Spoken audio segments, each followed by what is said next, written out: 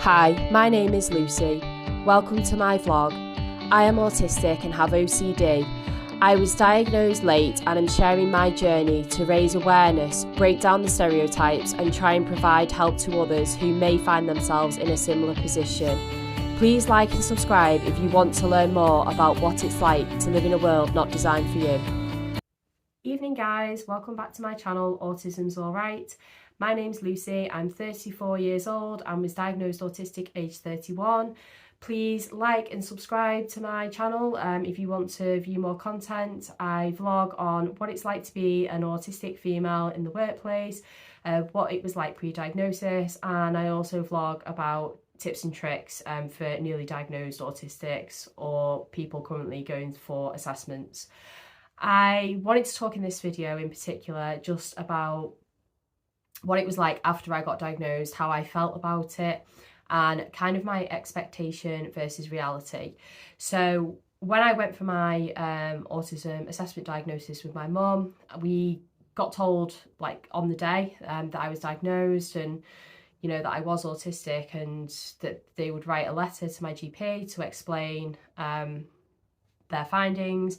And I was also given like a hospital passport to fill out, which basically it's for me to fill out. It goes on my medical record, so if I ever need emergency treatment or I'm in hospital, clinicians and doctors know about my condition, my sensory needs, and they're able to adapt and accommodate me in order to provide me with the best care. And it's also to help them so I don't get overstimulated and can tell them pain and things, because I don't feel pain in the same way as a neurotypical person feels pain, in the respect that I can handle it for a longer period than probably a neurotypical can. So when I'm feeling pain, it's probably at that point where it is too much and I should seek medical attention. You also get given loads of leaflets, told about kind of support groups, which all of them are basically by me anyway, were in the day, which having a full-time job wasn't really supportive. There was one group that met once a month on a Sunday. I never actually went to it because when I got diagnosed, I was trying to come to terms with it, and then not long after kind of COVID happened, so everything got shut down anyway. But one of the things you're also given is this little thing. So this is like an autism alert card, and it's something that I carry with me most of the time. Inside it you get like another little like card, and there's also like a little like leaflet that tells you like about a little bit about autism and like how you can help me if you ever find me and I'm like stressed. It's quite like handy. So when I was given this, I'm not gonna lie, I was mortified. I don't know why. It wasn't like a pride thing. Because I've not ever, like, obviously autism's classed as a disability, but I never viewed myself as disabled before. So it wasn't that I was embarrassed. I was just a little bit like, I don't really want people to know. And then at first I didn't really feel comfortable using it. But then as I got more comfortable with being diagnosed autistic, learning about my condition, I started realising it's actually quite a useful tool. It's useful because I can mask and it doesn't look like I'm autistic, so to speak. Basically it comes in handy because it's almost like, here, look, here's proof that I'm autistic. I've got this little card, and people tend to take you more seriously. I mean, it's got me out of a few situations when I'm on a night out, and also like at the airport I was trying to like bypass a queue, and I had what's it called, like fast tracking and special accommodations and stuff at the airport, and the guy was saying no, you can't, and then in the end I had to flash the card, and yeah, it was resolved, but it was a bit tricky because there was a language barrier, and all I had was my card, and just trying to explain like I don't need to queue because I've got special accommodations in the airport, and yeah, it was a bit tricky. But anyway, So when I got diagnosed autistic, initially I was really relieved,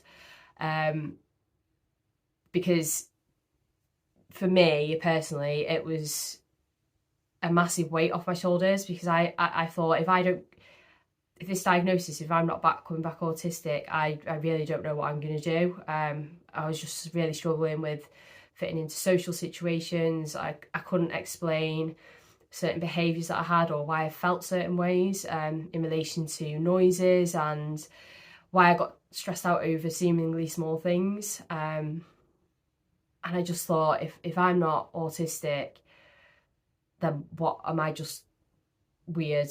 Am I just like strange? And I'm sorry if that upsets anyone, but that's just like that's how I felt. I was kind of at this breaking point of, I need to know not how to fix me, but how to live with me, how to help myself. And everything that I tried prior wasn't helping me. So when I got this diagnosis, all of a sudden I was like, okay, I've got an explanation now. I've got a medical reason why I am the way I am. And naively, I just assumed that once I had this diagnosis, everybody else would know how to treat me, because I was autistic. And I just literally assumed that when I went back to work and told my employer, they would know how to help me, and they would know that the reason I behave isn't because I'm rude or arrogant or I have outbursts or whatever. It's because I get stressed and I need to listen to music or have noise cancelling headphones when I'm in an office, and I need those boundaries, those clear boundaries of how to communicate with people, and the clear boundaries in relation to things like banter and the rules, the regulations, the work structure, and I just need things to be in a certain order. And so I went in to work. I took a little bit of time to digest it, and then I wrote an email to my manager and a couple of the directors at the time, because it was only a small company, just explaining the situation, asked if we could have a catch up to kind of like have a chat about it and to see what could be done to help me in the workplace. And sadly, I didn't get a response to that email, so it left me in a bit of because we didn't really have like a HR department because it was a small company, so I was a little bit like, well, what do I do now then, because they've not responded, and I know what I need to help me, because I'd worked there for like 5 years, and when I used to get stressed out by noises, I would just like wander off like downstairs or go to the toilet. I was never ever at my desk. I don't actually know how I managed to I used to just sit there for kind of half an hour when it was quiet and do probably 3 times the work someone could do in half an hour, just so I could quickly get up and leave. I was rarely at my desk because I just couldn't sit still. I couldn't focus. I was getting stressed with noises. We weren't allowed to listen to music. It was a job where you did need to concentrate, and I mean, I literally pleaded before my diagnosis to be able to listen to music or obtain some sort of help, and I got told no, because if we do it for you, we have to do it for everyone, and I want people engaged with other people. I don't want people in their own little bubble listening to music and stuff. So I kind of had to just deal with that. I didn't have a diagnosis, but then when I got diagnosed, I did genuinely think that employers would be more accommodating towards a diagnosis, and they would be able to just kind of like not give you everything you ask for, but at least have that conversation, at least make you feel a bit valued and feel a bit better about yourself, instead of just constantly going in needing to struggle. So yeah, that happened, and I mean, I got moved teams, and the manager the person that was managing me at the time, he was a bit more, yeah, you can have your headphones on and stuff. But it was very basic accommodations. I found it didn't make any difference really. So it wasn't surprised that I left less than a year after that, to be honest. I did give it a good shot. But when I left, I left not having another job to go to, which is something I've not done before. There was a lot of reasons why I chose to do that, and one of them was because I did get furloughed from that job for 3 months during COVID. And a lot of people commented on how much happier I was and how much more relaxed I was. And during that furlough time, I used it to basically research my condition, learn about my sensory profile, connected with other autistics, really started to, get invested within the autistic community, really started to research accommodations, what I can ask for, what I can't ask for, what the law is surrounding accommodations, what employers should do for like people with a disability. And I just found it to be a very grey area. Like, the law is that if you have a disability, an employer has to accommodate that disability, and you're protected by the Equality Act. It's to stop you from being discriminated against. So the idea is not to give you favours or, enhance your position or credibility within a company, or show favouritism. What accommodations are for is it's to basically get rid of barriers that stop you from doing your job the same as someone without a disability. So for me, certain noises such as like typing on keyboards, not having information that something's going to change, like not having forewarning that something's going to change, not having a clear, direct structure, routine, that disables me literally to a point where I can't work. Whereas someone without a disability with sensory overload wouldn't be affected in the same way. So therefore, I need accommodations such as noise cancelling headphones and notice before change or support with change in order for me to be able to process it and still be able to focus on the job that I'm employed to do. Now, the things I need, the accommodations I need, are not disruptive to a business, and they don't cost any, or maybe a little bit of money, but because these are my own headphones, and the only equipment I'd really need is like noise cancelling headphones in an office, like the proper ones, like the over-the-ear ones, which don't, in the greater scheme of things, don't really cost that much money. I also work from home. I have the option to work from home, and one of the things my new employer is really good at is I have a really good open dialogue with my manager, and if I'm struggling with something, I'm more than comfortable to approach him to explain, like, I'm struggling with this, and we normally come up with a solution and we try it. So the accommodations I have, they're not fixed. They're very, this is what they are now because this is what the job is, but if the job changes, then we can look at the accommodations, and that always makes me feel more relaxed, because if with autism in particular, like something I can do one day, I literally might not be able to do the next day.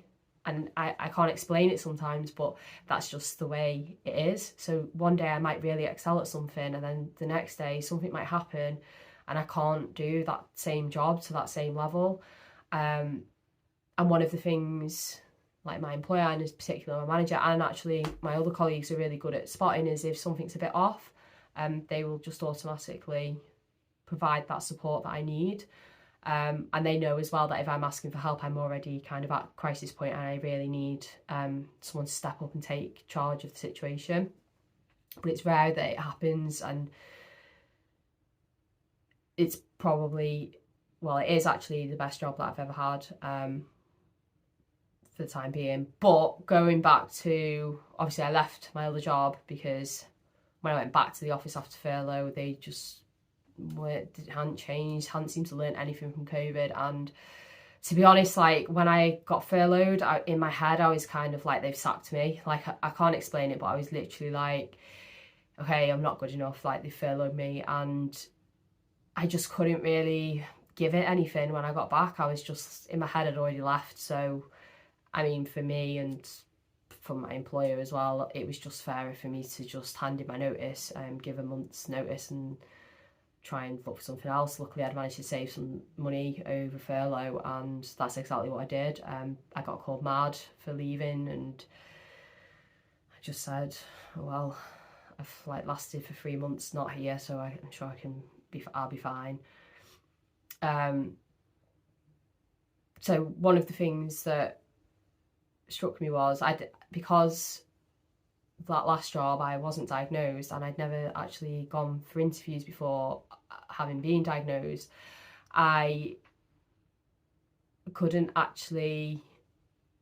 didn't really know how to navigate it. So my friends were like, don't tell them you're autistic, for God's sake, whatever you do, just get through the interview, sign the paper, and then tell them you're autistic. So it was like this really bad thing, like, just don't tell them. Whatever you do, just do not tell your new employer that you're autistic. So I didn't do that, like, on any interview that I went for when I got the job. But one thing that I did look for when I was going for interviews was kind of how I was interviewed. Was it inclusive? Was it kind of like easy? And by easy, I mean, did they make it comfortable for me to communicate without me telling them that I was autistic? And like the employer that I'm with now, that the interview process was really, really spot on for me. It worked really well. Like, normally when you get asked a question in an interview, like it's just a random question, like, tell me a little bit about yourself. That question right there, in my head, I'm like, well, what do you want to know? Like my history, my like past work history, or do you want to know like literally about me, about what my life is like, what I do? It's very ambiguous. There's two ways you can answer that question. And one of the things that my new employer did in interview, which I found really helpful, was they went first. So my manager who interviewed me, he kind of was like, oh, tell me a little bit about yourself. So like, for instance, I like to, and then that gave me a lead of, okay, this is what they're expecting of me, so I can now lead on with that. Whereas had they not done that, I would have then had to say, what do you mean? Which makes me sound a bit silly, because most people would probably know what that meant without looking too much into it. Whereas I'm sat there like, well, what do you want to know? Like, I don't understand the question, so to speak. Another thing that I really liked about how like they did the interview was it was over different stages, so it tested different like skill levels. So we kind of had like a bit of role play, and I'd said like I was really nervous about the role play because I'd not done it for a long time. I hadn't had an interview for a long time that was like that. I didn't really know what to expect, so they taught me through it and put me really at ease and said, you don't need to worry about it, we're just going to do like a little bit of role play. And yeah, it really helped. I don't know, it just really helped. Like, they didn't know I was autistic, and they didn't know because I hadn't told them, and it wouldn't come across. But the things that they were doing in interview to me were very inclusive, because it made me feel comfortable, relaxed, and because it was over, you weren't just being measured on like one thing. It was like quite a long interview. I think it was like half an hour to an hour, and it was on all different things. It made me get a feel for like who I'd be working for, the culture. The office was a really nice environment, and it was very quiet. They had like stand-up desks, and it was just it felt very inclusive, and it just ticked a lot of boxes for me. But all the other interviews that I went on, because I did actually have like 7 interviews, I wasn't struggling for interviews by any stretch of the imagination. None of them did that. It was very, like, we were inclusive, but you'd get there and they'd ask you quite difficult questions. And because I couldn't really prepare, like, they'd say, what do you think our company does? But there wasn't really much on their company on the internet to explain to them what they do. It was like they wanted you to do like a real deep dive on the internet to see exactly what they did, but not provide the materials on what they actually did on there. Whereas this job that I do now was it's it was just a lot more, not relaxed, but just inclusive as a whole. And I really did appreciate the vibe, I guess. As they say these days, it passed the vibe check. So when I got offered the job, obviously you get the usual contract and everything that you sign, and I told them, like, look, I'm autistic and I need like a seat by the window and some like noise cancelling headphones and this, that and the other. And when I went in for my first day, it wasn't mentioned. So I was just kind of like, okay, but everything that I asked for was like done. So I was like, okay, this is cool, this is fine.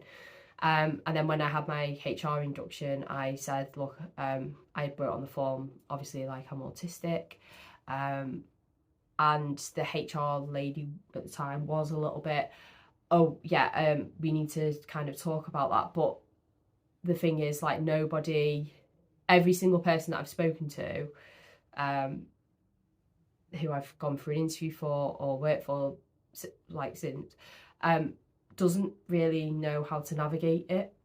And it makes it a bit awkward, because in my head, what every employer should have is a list of accommodations that they can offer depending on, like, a condition or a disability, so that if someone does get employed who does have a disability, they can say these are the accommodations.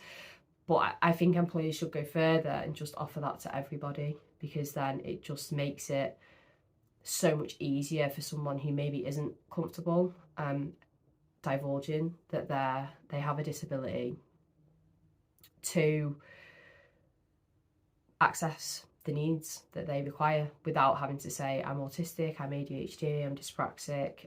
Maybe not so much like dyslexia, because obviously dyslexia is slightly different and you do need slightly different support needs, just in relation to maybe someone checking an email over before you send it out, or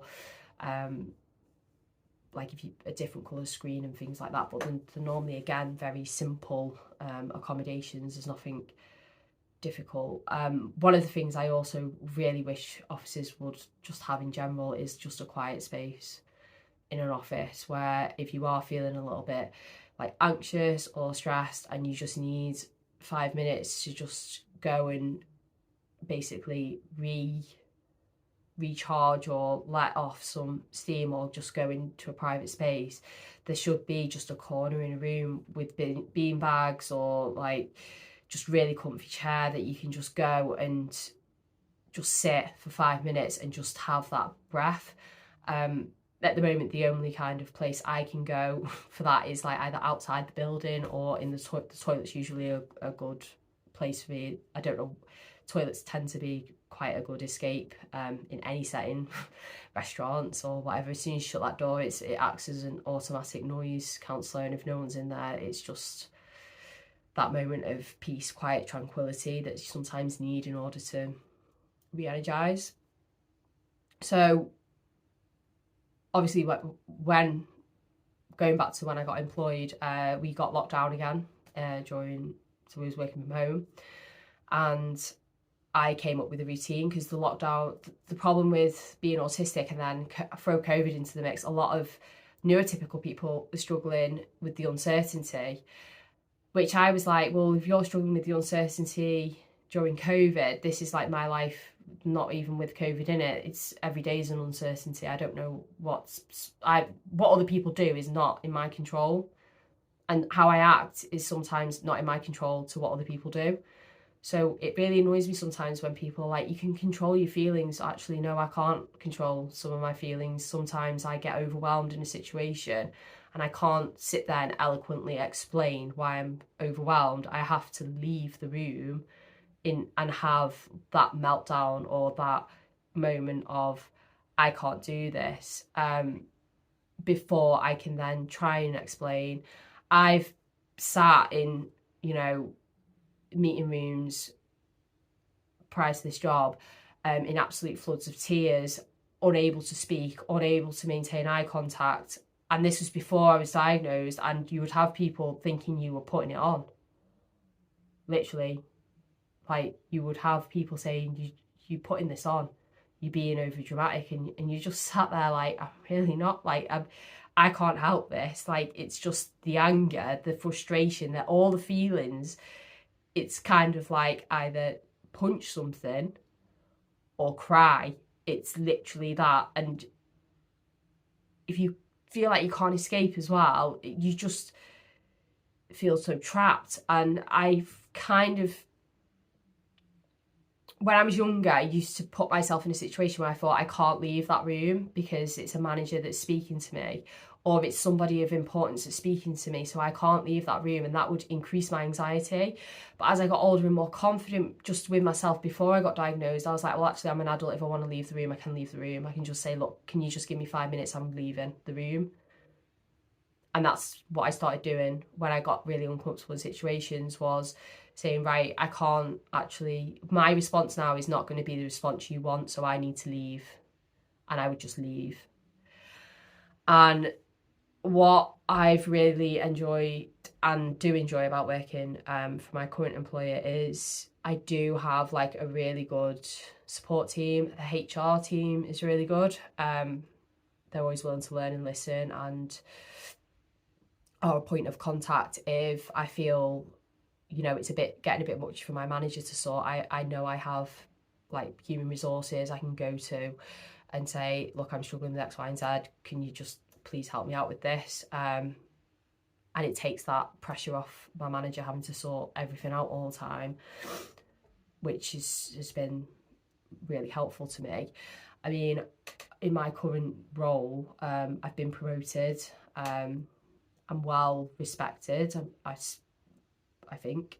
I get asked for help off new people. I'm doing well, like, for the first time in my career, and it's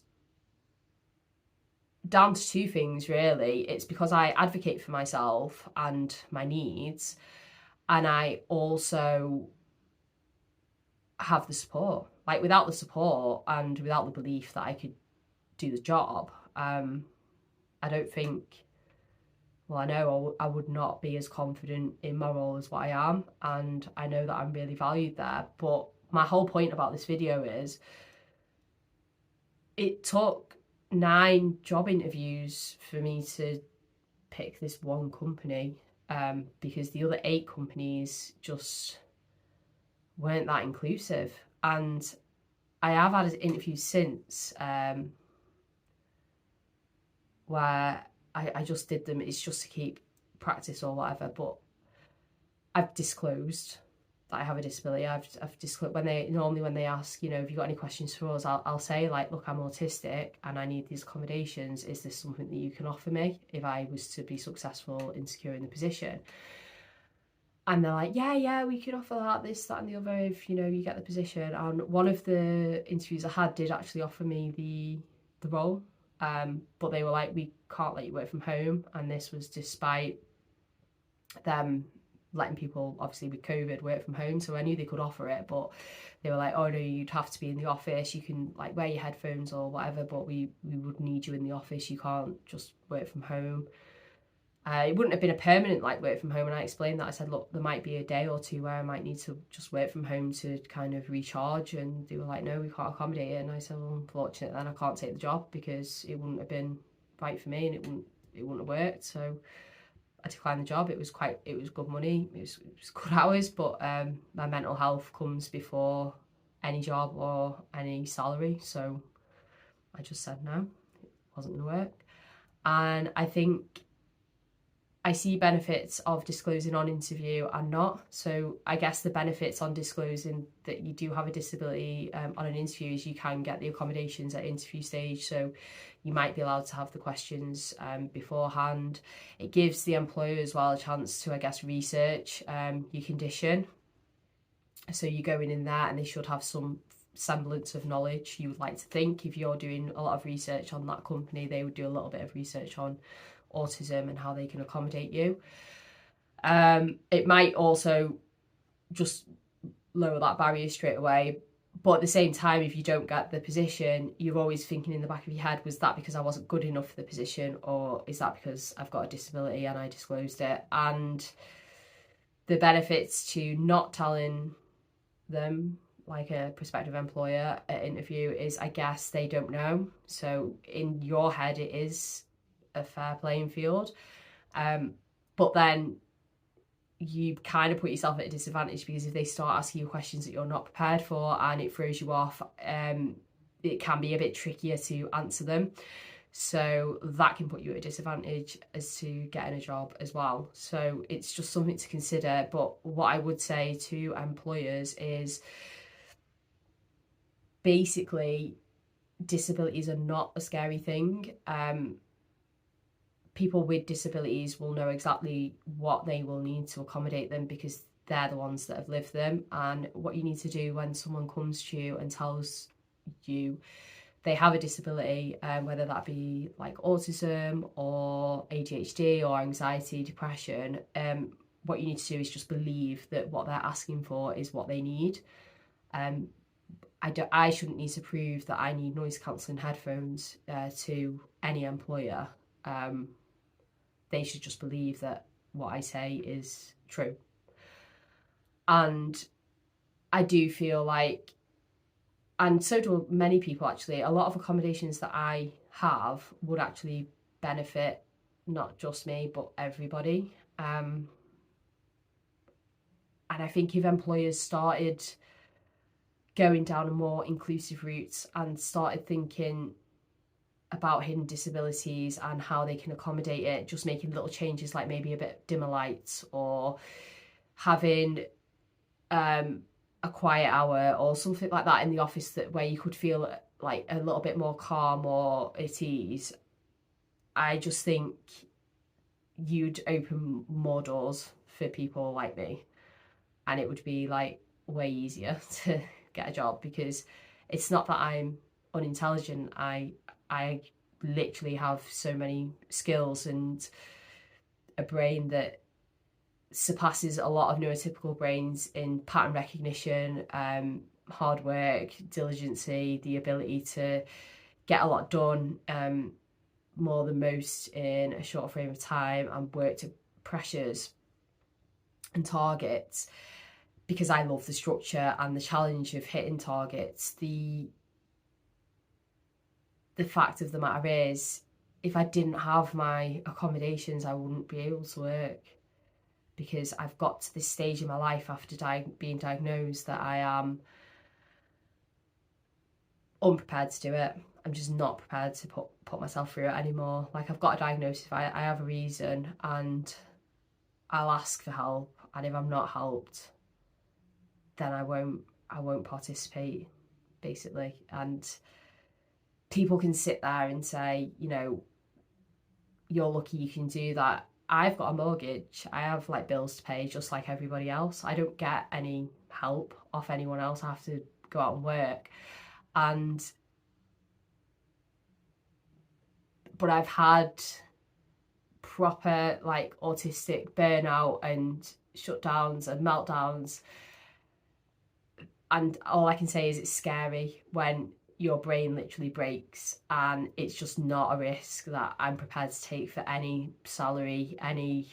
I'd rather be homeless than risk my brain being broken, because it's just really scary when it gets to that point where you literally just don't care about anything, not about yourself, not about your self-care, not about if you walked into a room and lost your job. You just get to a point where you literally just don't care, and it's not a place that I ever want to go back to or be in again. I'm sure it probably will happen at some point, but I'm very self-aware of my mental health, and when I need to take a step back and when I can admit defeat, and I'm not ashamed of that. I'm actually quite proud of it. I've done a lot of work on it. I'm not ashamed of people not wanting to know me or be my friend. I'm not bothered about that. I'm bothered about having people that support me and respect me, and I respect them and support them, and we give each other the space we need. And I'm also bothered about being respected for what I can offer and not for what I can't offer. I know what I can't offer, and it's good that I do work for a company that will expose me to things that might make me feel uncomfortable, because that helps me progress. But at the same time, they will pull back if that thing gets too much, and that's a trust thing between me and my employer. And at the moment, that trust is there. So whilst it's there, I'm employed. But a lot of employers see a number, not a person, and it's probably why only 1 in 6 autistic people that are diagnosed are in some form of employment, because it's not that they're not able, it's just that companies make it so they're unable. And that is what I would really love to see change over the next few years, because just remember the children that are getting diagnosed now as autistic will be adults one day, and they're our future, and we need to do more. We need to be able to accommodate autistic people. So thanks very much for listening. Really appreciate your time, and if you've got any questions, just comment below. But yeah, have a nice evening.